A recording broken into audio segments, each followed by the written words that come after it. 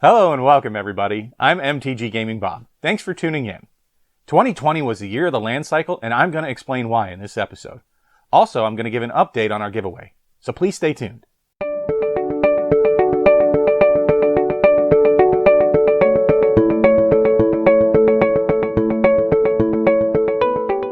So 2020 was obviously a turbulent year. We had COVID-19, which caused a massive sell-off of a lot of the reserve list. Then there was a massive buyback of the reserve list. And a lot of exciting products came out this year, probably more products than any other year that I've seen in Magic's history. There were lots of controversies with secret lairs. We had the double masters. Tons and tons of different things that you could focus on this year. There were great sets. A lot of them were very strong. Tons of banned cards. But I'm going to remember 2020 as the year of the land cycle. I think it kind of got lost in the shuffle with all the other noise out there. And there were amazing lands that came out this year. So let's dig in and get started. Let's start with Theros Beyond Death. An interesting set for lands. You had the temples, which have scry on them, but they come into play tapped. But the real beauty of Theros Beyond Death was obviously the Nyx lands, or Constellation lands, whatever you want to call them. Absolutely stunning basic lands. I think you're going to see these in play for many, many years to come. I myself have bought a number of copies of every type of the Nyx lands out there. I have the foils, non-foils, and I use them in tons of my decks. Unsanctioned is another unset that has beautiful full art lands. Unsets are usually sought after for their lands, because you can use lands in standard play. They are not silver bordered, so they're legal in tournaments. And again, they didn't fail to deliver with some beautiful full art lands in the Unsanctioned set. The Ikoria set. Wow. I think this is the clear winner for the new land cycles this year. They have the Triomes. Triomes are probably the closest thing to being as strong, if not stronger in some ways, than the original dual lands. They don't intend to ever print land cycles that are more powerful than the original dual lands. So what does that mean? The original dual lands, let's explain exactly what they are. Each land produces 2 colors of mana. They come into play untapped, which is key, and they have the basic land types, which makes them fetchable with the fetched lands. These are very, very strong. However, dual lands are going through the roof in price. They're never going to be reprinted because they're on the reserve list, and they're essentially unobtainable to the average Magic player. You can proxy them, but everybody wants to have their own real lands, and you can't use proxies in tournaments. Now, why do I think that the Ikoria lands, the Triomes specifically, are as good, if not possibly stronger than dual lands? The Triomes have 3 colors of lands, whereas the original duals only have 2. They're also fetchable. They're actually more fetchable than the original dual lands. They're also cyclable. So let's talk late game.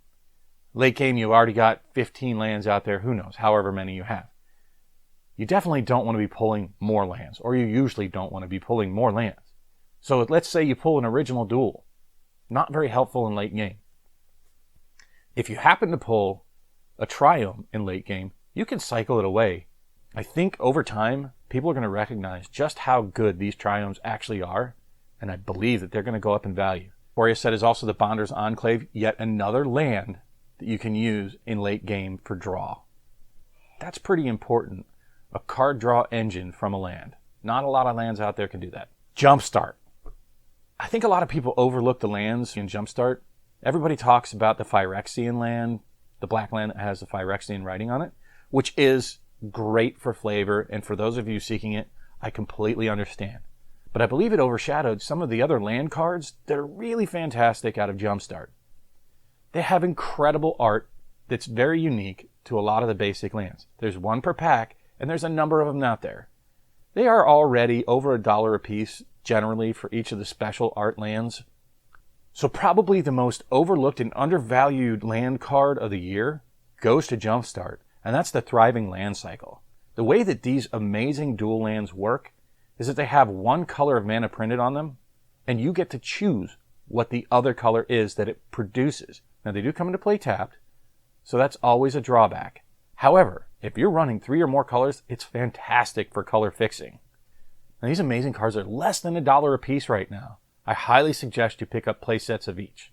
Alright, so Core 2021. First, let me say that I believe that basic lands are like the jewelry for Magic the Gathering players. The bling. They're how you kind of customize your own deck to sort of show off, this is my flavor, this is my fingerprint, and I use these types of basic lands. In my opinion, the showcase lands for Core 2021 are some of the most beautiful basic lands ever produced by Magic the Gathering. Core 2021 also reprinted the amazing Fabled Passage, which sees extensive play. I plan to pick up some for myself before it becomes too expensive. So my favorite reprint out of Double Masters has to be the Urza's Showcase lands. This trio makes up a beautiful vista, and the lands have been useful ever since they came out in the Antiquities. But there are a lot of other powerful lands that came out of Double Masters, including Thespian Stage, Maze of Ith, Academy Ruins. Zendikar Rising, to me, is the clear winner of the year for the best land cycle overall. With the addition of the expedition lands that you can get out of the collector boxes and the set boxes, makes this absolutely astounding. It saw the reprint of Fetch lands, Shock lands, Prismatic Vista, Cavern of Souls, Wasteland, and others. Additionally, we saw the introduction of the modal dual-faced land cycle. Now, what are modal dual-faced lands? That's a mouthful. They're lands that come into play untapped. That's key. They're not technically dual lands because they can only produce one color of land. However, you can choose between two colors when you put it into play. So we wrap up 2020 with Commander Legends, which saw the introduction of some new Commander dual lands, which in my opinion are just about as good as an original dual land in most cases when playing Commander.